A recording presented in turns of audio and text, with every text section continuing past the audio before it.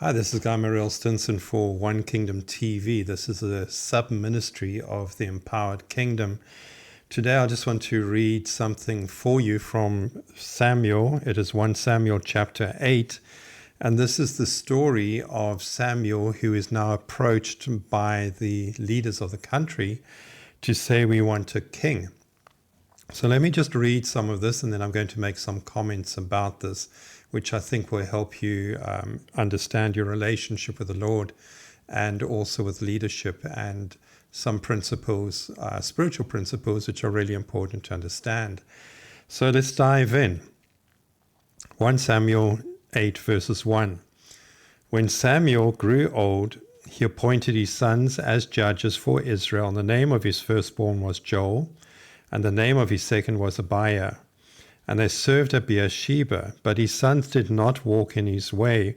They turned aside from dishonest gain and accepted bribes and perverted justice. So this is something which is really important for spiritual leaders to consider, and that is who is going to take over your ministry when you are done, when it is time for you to grow wings and leave this earth.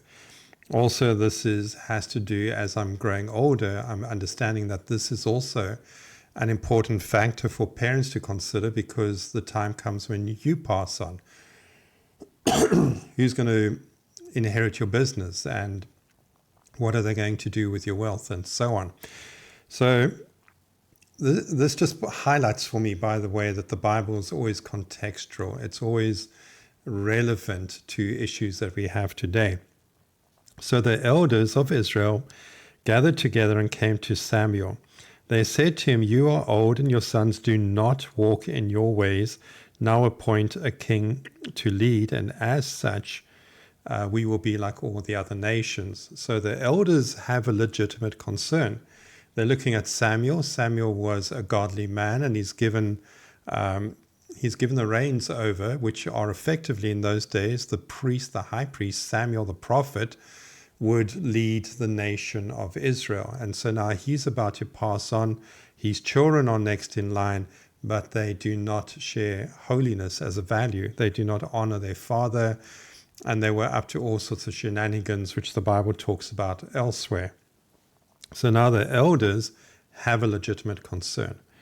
And this is important to understand, because very often we have legitimate concerns, but our concerns are not necessarily right, and we are motivated by concerns. I'm concerned about what you're doing, therefore I see X as a solution, and if you don't do X, then that's going to be friction between us. Well, the problem is, as illustrated here, is that concern is not necessarily the truth. Concern can often set us up for great disasters and great failures. And let's read on. But they said, "Give us a king to lead us." This displeased Samuel. So he prayed to the Lord, and the Lord told him, "Listen to all the people are saying to you. It is not you they have rejected, but they have rejected me, God, as their king." Right? Here is something that is super, super important to come to grips with and understand. Because very often God will bring people into our lives that, whether they know it or not, are speaking the will of God to us. And very often we don't like what we hear from them. And when we don't like what we hear from them, what do? We get upset, we get offended, we rise up, we get angry. We might even start shouting at them. We might even declare that they are evil, they are bad people, and so on and so forth. But what the elders don't know, and what the sons don't know, and what Israel don't know, is that behind the scene, behind what they're seeing, behind what they feel to be right, is this relationship that's taking place between Samuel and God, and this discussion that is taking place backwards and forwards. And Samuel is saying, Lord, this doesn't seem to be right, because you are king.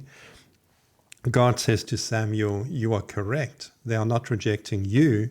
They are rejecting that which is unseen to them. They are rejecting me. And we do this very easily. All of us slip into this danger. All of us slip into this trap so easily. And the easiest way for us to slip into this trap is when our ego starts to rule the roost and take over. So the story goes on.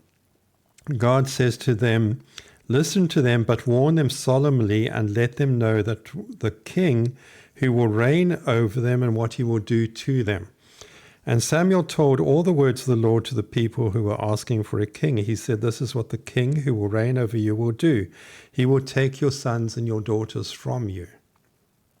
Now, as I read through this, I want you to bear in mind that Jesus says there are two systems or two domains out there. There's the domain of God and the domain of mammon, and you cannot serve God and mammon. You will love the one, hate the other, love that one or hate the other, but you cannot serve both. And so here we have a parallel of that. If you really want to get the richness out of Scripture, understand the Bible paints pictures and principles that repeat and repeat and repeat. And they repeat in the Bible, but they also repeat into our context. And here we have exactly this. Because in our context, there are two kings. There's the king of God, and there is the king of mammon.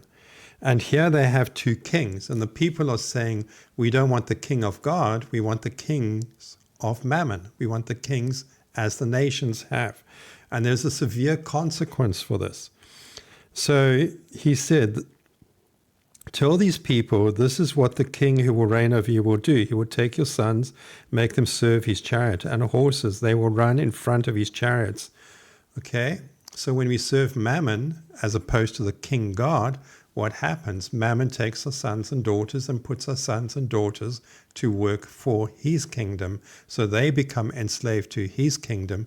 And if he picks a fight with another nation, guess who goes out and has to fight that battle? Not the king, but your and my sons and daughters. And it's your and my sons and daughters whose blood gets spilt on foreign soils far away from home, bleeding out their last. God is warning of this. He says there's my way, my kingdom, and there's your way and your kings. But if you choose your kings, this is the consequence. So he will assign, this is some of your sons and your daughters, he will assign to be commanders of thousands, commanders of 50s, and others to plow the ground, to reap the harvest, and still others to make weapons of war. There we have weapons of war. And equipment for his chariots. He will take your daughters to be perfumers and cooks and bakers. He will take the best of your fields. In other words, you will work, but he's going to take the harvest. He's going to take the cream of the crop, i.e., you're going to be taxed, amongst other things. You're going to have to pay tolls. You're going to have to pay levies. You're going to have to ask permission for all that you do, which, by the way, God gave you in the first place for free as a blessing. But when you don't use God and you don't follow his kingdom principles, this is what's waiting for you. And that same principle comes through to us today because Jesus gave us a kingdom with kingdom principles. And if we don't follow that and we don't follow our king, well, the default is we end up serving the kings of mammon. And what do? They take the best of your vineyards, your olive groves, and give them to their attendants. This king that you choose in place of God, he will take 1/10 of your grain, there's your taxes, and your vintage, and give it to his officials and his attendants. In other words, he will make himself rich at your expense, and his buddies and his friends at your expense. Your maidservant, the best of your cattle, your donkeys, will take for his own use. You work hard, you feed them, you are the guy or the woman who gets up in the middle of the night because they're cold, because they need to be fed, because the wolves are at the door. But who's going to take the benefits? God says, if you don't serve me, the king will. He will take 1/10 of your flocks. So remember, he's already taken 1/10. Now wants 1/10 of he's not satisfied. Now he wants another 1/10 of your flocks. And you yourselves will become his slaves. When that day comes, you will. This is all happening today, by the way. This Bible, this thing is super, super relevant. It's a profound book. And when you start understanding what's written in this book, it'll blow your mind again and again. And you will cry out for relief from your king you have chosen, but the Lord your God will not answer you in that day. So Samuel goes and he tells them these things. But the people refused to listen to Samuel. No, they said, we want a king over us. Then we will be like the other nations, with a king to lead us and go out before us and fight our battles. And when Samuel heard all that the people said, he repeated what he had said before the Lord. And the Lord again said, listen to them and give them their king. So there's a number of things that happen here. And that is that there is a way that God gives us, which is beautiful, which is dynamic, which is powerful, which is a blessing.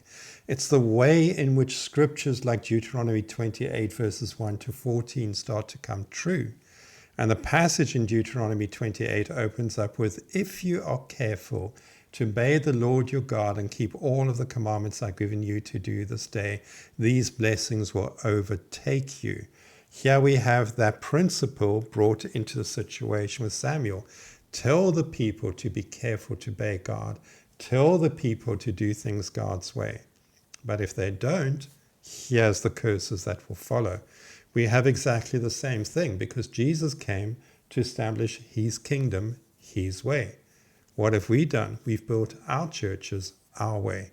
Now we wonder why we're struggling. Now we wonder why when events like 2021 occurred, we are kicked to the curb, told to shut up, have no relevance, have no authority, have no blessing.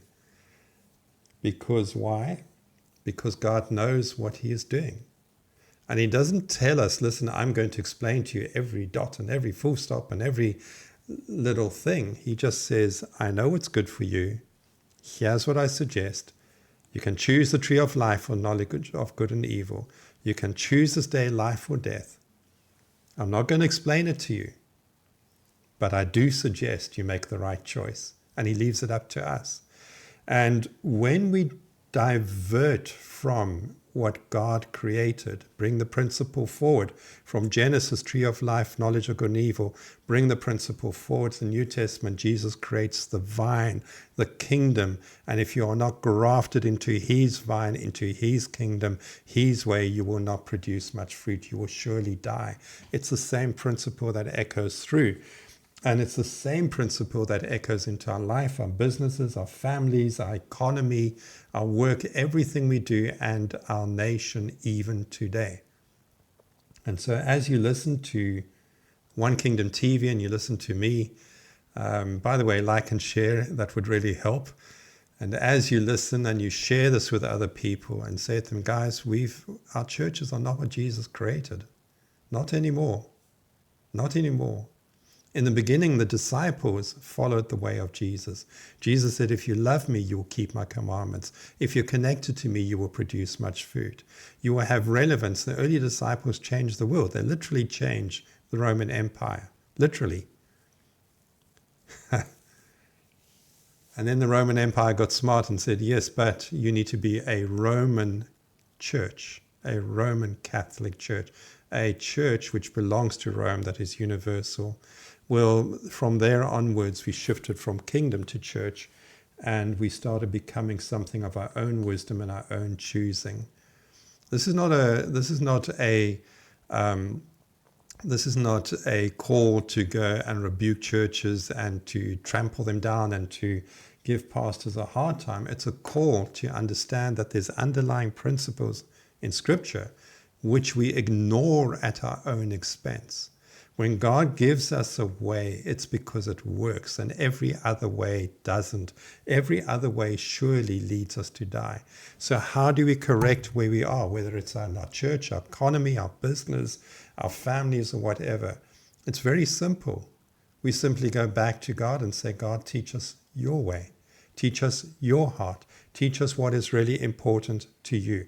And where we've created idols and edifices and all sorts of things that are not in alignment with you, please reveal it to us so that we can understand, because we want to come back in alignment with you, you who know all things.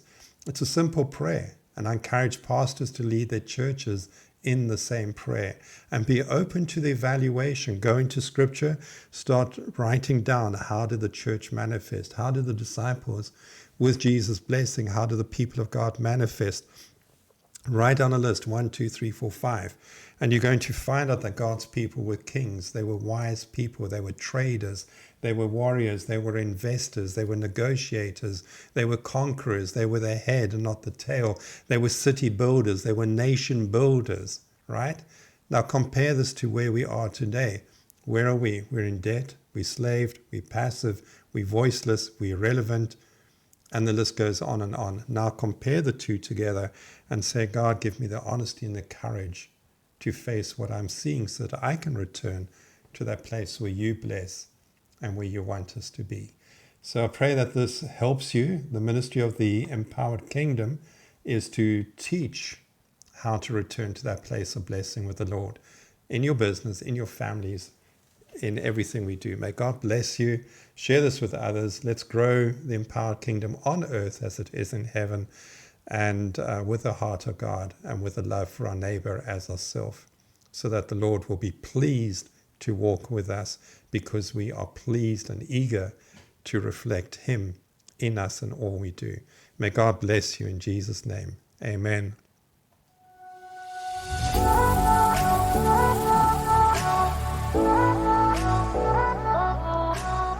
Welcome to One Kingdom TV, where Kingdom Life Coaches meet.